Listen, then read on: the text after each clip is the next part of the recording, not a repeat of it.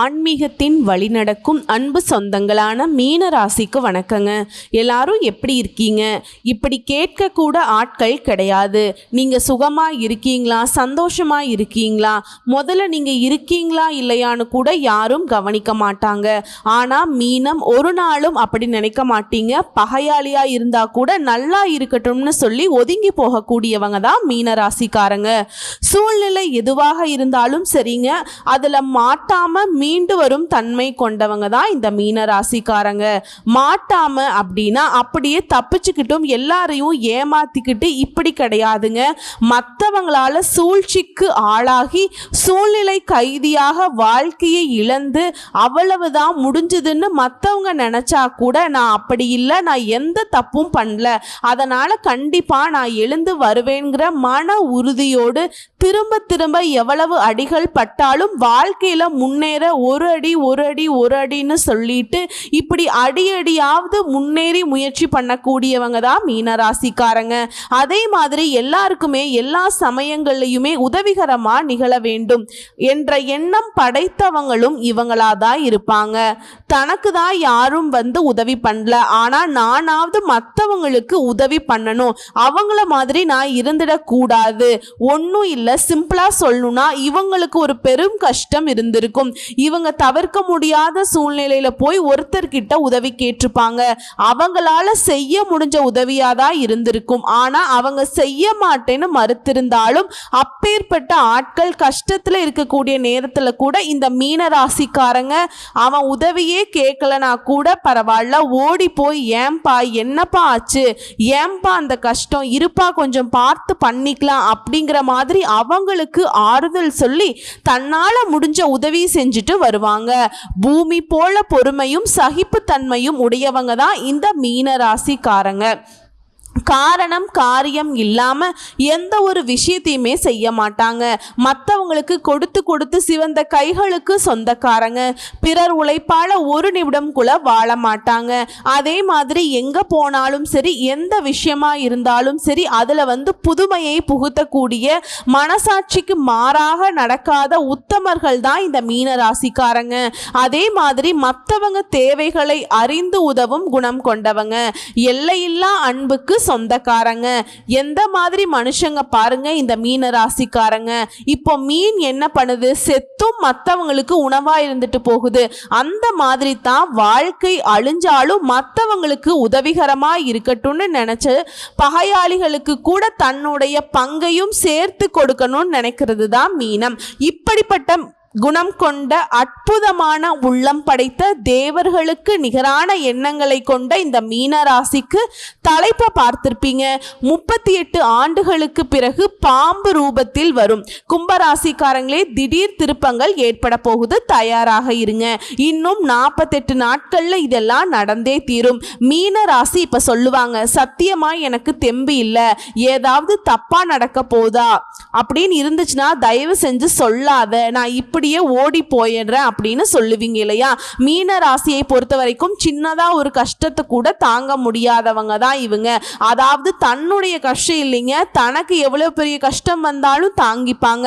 தான் முன்னாடி இருக்கிற யாரா இருந்தாலும் சரி, தெரியாதவங்களா இருந்தாலும் சரி, தெரிஞ்சவங்களா இருந்தாலும் சரி, யாராவது கஷ்டப்பட்டா கூட அதை பார்த்து அதை ஒதுங்கி போகக்கூடிய சக்தி இல்லாதவங்க தான், வலுவிழந்தவங்க தான், மனசுக்கு உறுதி இல்லாதவங்க தான் இந்த மீன ராசிக்காரங்க. இதனால தங்கிட்ட இருக்கிறது எல்லாத்தையும் கொடுத்துட்டு போயிட்டே இருந்துருவாங்க. கொடுத்ததை வெளியே சொல்ல மாட்டாங்க. வலது கை கொடுக்கிறது இடது கைக்கு தெரியாதுன்னு சொல்லுவாங்க இல்லையா? அந்த மாதிரி தான் மீன ராசிக்காரங்க. செய்த உதவிகளை யாராலையுமே தெரிஞ்சுக்க முடியாத அளவுக்கு தான் இவங்க கிட்ட உதவி வாங்கினவங்க வெளியில சொன்னாதான் உண்டு. ஆனா நான் அவங்களுக்கு செஞ்சிருக்கேன், இவங்களுக்கு செஞ்சிருக்கேன்னு ஒரு நாளும் சொல்ல மாட்டாங்க. இதுதாங்க மீனம். புரியுதுங்களா? உங்களை பொறுத்த வரைக்கும் உங்க மனசு வருத்தப்பட்ட மாதிரி இந்த வீடியோ பதிவு கட்டாயம் இருக்காது. காரணம் கேட்டா இந்த ராகு பகவான், கேது பகவான் இதோட பெயர்ச்சிங்கிறது உங்களுக்கு சாதகமாக தான் இருக்கு. அதாவது மீனராசிக்கு ஜென்ம சனி அப்படின்னு சொல்லிட்டு பயத்தில் இருக்கீங்க இல்லையா, அந்த பயமே வேண்டாம். ஏன்னா இந்த ராகு கேது பயிற்சிங்கிறது உங்களுக்கு சூப்பர் அதிர்ஷ்டத்தை கொடுக்க போகுது. அதாவது நவ கிரகங்கள்லிங்க ரொம்ப மெதுவாக நகரக்கூடியவங்க யாருன்னு பார்த்தீங்கன்னா சனீஸ்வர பகவான். ஒரு ராசியிலிருந்து இன்னொரு ராசிக்கு மாறுறதுக்கு 2.5 வருஷத்தை எடுத்து பாருங்க, அதாவது நகர்ந்து போறக்கு. அவருக்கு பின்னாடி மெதுவாக நகரக்கூடியவங்க இந்த ராகுவும் கேதுவும். அடுத்த 1.5 வருஷத்துக்கு உங்களுக்கு அதிர்ஷ்டத்தை ராகுவும் கேதுவும் மாறி மாறி கொடுக்க போறாங்க. கவலை வேண்டாம். என்னதான் சனீஸ்வர பகவான் உங்களுக்கு பாதகமான பலன்களை கொடுத்தாலும் அவங்களுக்கு பின்னாடி நான் இருக்கேன் அப்படிங்கிற மாதிரி சனீஸ்வர பகவான் எந்த அளவுக்கு குண்டை தூக்கி போட்டாலும் சரி உங்க மீது படாத அளவுக்கு இவங்க அதை தள்ளி விட்டுருவாங்க. அந்த பாதிப்பு சிறிதுமே நீங்க உணராத வகையில இவங்க அதிர்ஷ்டம் கொடுத்து உங்களை காத்தருள்வாங்க. சரிங்களா? ஸோ இப்போ அது எப்படி என்னங்கிறத இப்போ தெளிவாக பார்க்கலாங்க.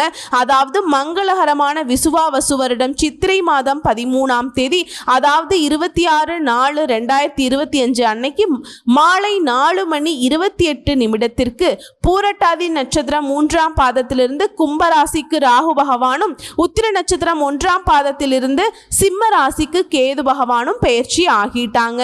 இந்த ராகுவும் கேதுவும் நம்ம என்ன சொல்லுவோம், பின்னாடி நோக்கி நகரக்கூடியவங்க. மற்ற கிரகங்கள் மாதிரி இவங்க கிடையாது, கெட்டதை தான் செய்வாங்கன்னு சொல்லிக்கிட்டு இருக்கோம். ஆனா இவங்க பின்னாடி நோக்கி நகரவங்க தான், மெதுவா நகரக்கூடியவங்க தான்.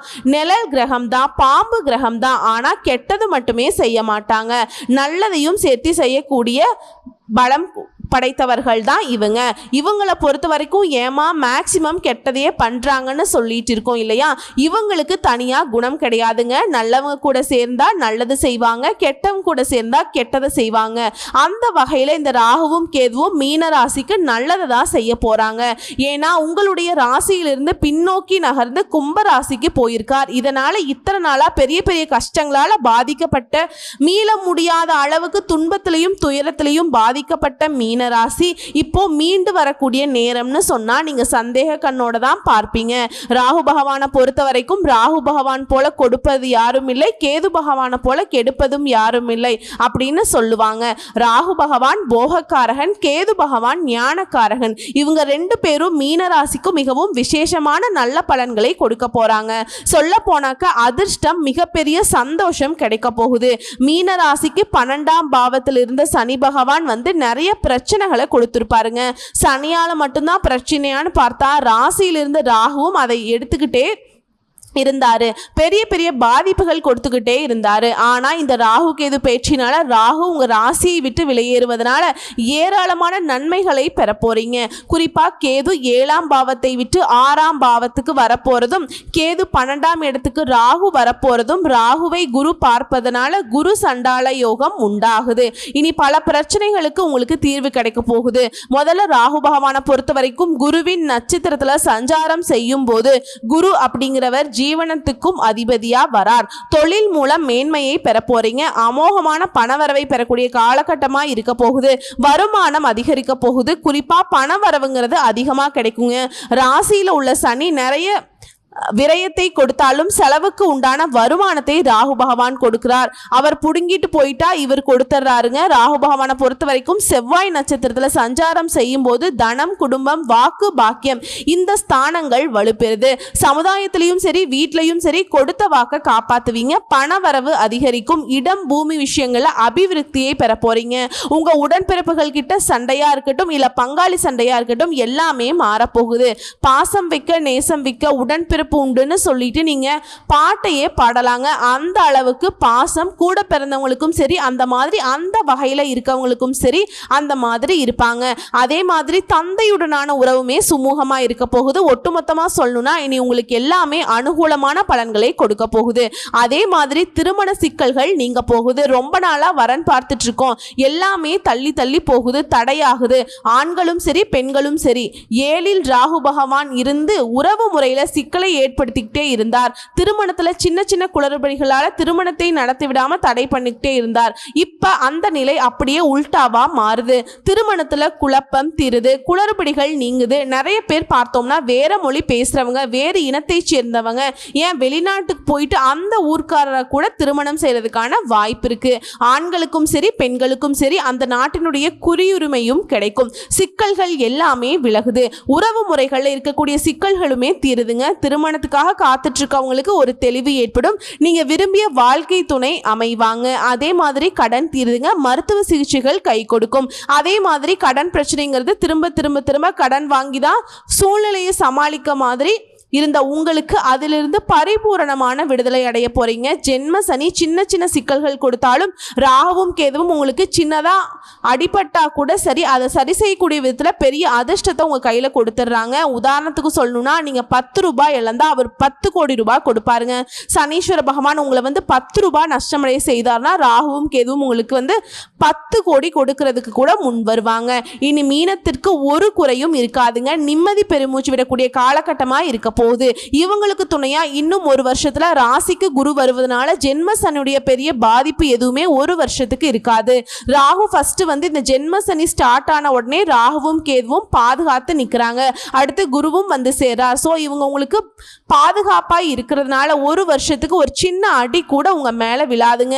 ஒரு சின்ன பாதிப்பு கூட இருக்காது. சோ இந்த மாதிரி ராகுவும் கேதுவும் கொடுக்கக்கூடிய வாய்ப்புகள் உங்களுக்கு நிலைச்சிருக்கணும், அதிர்ஷ்டம் கிடைக்கணும்னா சனி மற்றும் ஞாயிற்றுக்கிழமைகள்ல செவ்வரளி மாலை கட்டி துர்க்கை அம்மனுக்கிட்டு எலுமிச்சைம்பழத்துல தீபம் ஏற்றி வழிபாடு செய்ய நல்ல பலன்களையே இவங்க கொடுப்பாங்க. ஏன்னா ராகுவும் கேதுவும் ஏதாவது உங்களுக்கு பாதகமா இருந்தாலும் இவங்களை தான் வழிபாடு செய்யணும். அவங்க தரக்கூடிய நல்லது உங்களுக்கு நிலைச்சிருக்கணும்னாலும் துர்க்கை அம்மனை தான் வழிபாடு செய்யணும். அதே மாதிரி வெளிநாட்டு தொடர்பு, தொழில்துறை இந்த மாதிரியான விஷயங்கள்ல, கல்வி விஷயங்கள்ல கவனமா இருக்கிறது நல்லதுங்க. இதுக்கு மேல துக்கத்திலிருந்து விடுபடுவதற்கு அடிக்கடி அருகில் இருக்கக்கூடிய ஏதாவது ஒரு அம்மன் ஆலயத்துக்கு போயிட்டு வழிபாடு செஞ்சுட்டே இருங்க. அமோகமான பரிகாரமா இந்த அம்மன் வழிபாடு உங்களுக்கு இருக்கும். இன்னும் ஒரு சில விளக்கங்களோடு தெளிவா சொல்லணும்னா பூரட்டாதி நட்சத்திரம் 4ஆம் பாதம் உத்திரட்டாதி ரேவதி உங்களுக்கு ராகு பகவான் ராசியிலிருந்து ஐன ஜைன போகஸ்தானத்துக்கு மாறிட்டாருங்க. கேது பகவான் கலஸ்திர ஸ்தானத்திலிருந்து ரண ருண ரோகஸ்தானத்துக்கு மாறிட்டார். இதனால் இந்த பயிற்சியில நண்பர்கள் எல்லாமே ஓடி உதவி செய்வாங்க. செய்யக்கூடிய தொழில அதிர்ஷ்ட வாய்ப்புகள் தேடி வரும். பொருளாதாரம் சிறப்பாக அமையும். பங்கு வர்த்தகங்கள்ல லாபம் கிடைக்கும். விருத்தியான மனப்பான்மை விட்டு ஒளிந்து மற்றவங்களுடைய நம்பிக்கைக்குமே சின்ன காட்சியளிக்க போறீங்க. மகிழ்ச்சியாகவும் சுறுசுறுப்பாகவும் உழைக்க போறீங்க. ஆலய திருப்பணிகளுக்கு செலவு செய்யக்கூடிய அளவுக்கு வருமானம் பெருகும். புகழை பெற போறீங்க. மனதிலையும் வைராகியம் கூடும். புதிய சேமிப்பு திட்டங்கள்ல சேர்க்க போறீங்க.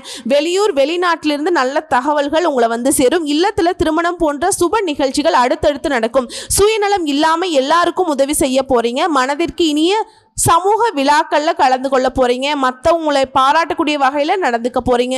பயணங்கள் செய்து அதன் மூலமே நன்மைகளை பெற போறீங்க. எதிர்மறையான எண்ணங்கள் மறைந்து நேர்மறையாக சிந்திக்க தொடங்குவீங்க. புதுசா வீடு கட்டி குடியேறக்கூடிய பாக்கியம் இருக்கு. வீடு கட்டி பாதியில நின்ன வேலை கூட அதை முடிச்சு கிரக பிரவேசம் செய்வதற்கான வாய்ப்புகள் இருக்கு.